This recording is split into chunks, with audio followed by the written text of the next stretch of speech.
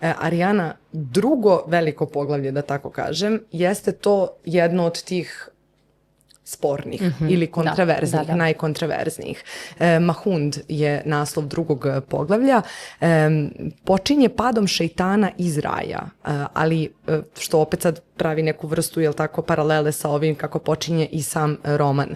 Ali ko je Mahund? Možda da počnemo od toga, zato što nešto od onoga što smo rekli na samom početku, sad ćemo ovde možda malo dublje ući u to i na posledku reći šta su satanski stihovi. Da. U tom poglavlju Ruždi radi nešto što radi i u, recimo, romanu Sramota. On predstavlja stvarnost, odnosno predstavlja ono o čemu priča pod određenim uglom u odnosu na stvarnost.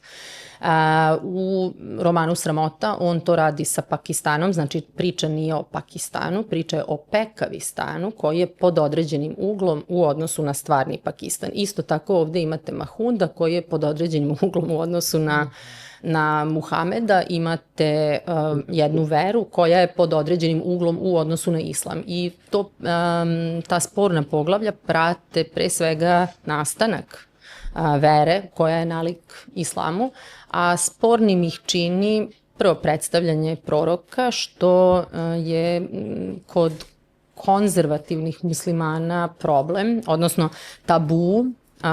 Prorok se ne predstavlja, naročito se ne predstavlja, ne prikazuje se na satiričan način. Ja ću samo podsjetiti na recimo Charlie Hebdo, to je isto to možemo tako je, zato što karikatura takođe nastoji da na satiričan način prikaže, je li tako? I kroz humor. To se doživljava kao nedopustivo, dakle to je zaista tabu i to je jedna od stvari koje su sporne.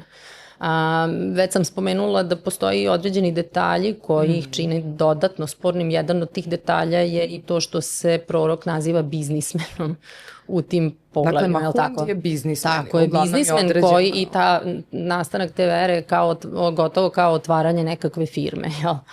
A satanski stihovi su zapravo priča o stihovima koje on, odnosno viziji koju on ima i misli da mu se obraća Bog, a zatim shvata da mu se zapravo obraća đavo. Glasnik je Džibril. Odnosno Anđeo Gavrilo. Tako je, zato što Džibril Farišta znači Anđeo Gavrilo. I on sanja kako je on taj koji prenosi satanske stihove proroku. I tu postoje paralele jasne sa Kuranom, je li tako? Tako je, postoji, da, zato što satanski stihovi, znači postoji ta priča o satanskim stihovima u Kuranu, s tim što se on ovde naravno poigrava time. I satanski stihovi se zapravo odnose na poruku da prorok treba da prihvati 3 paganske boginje. Da.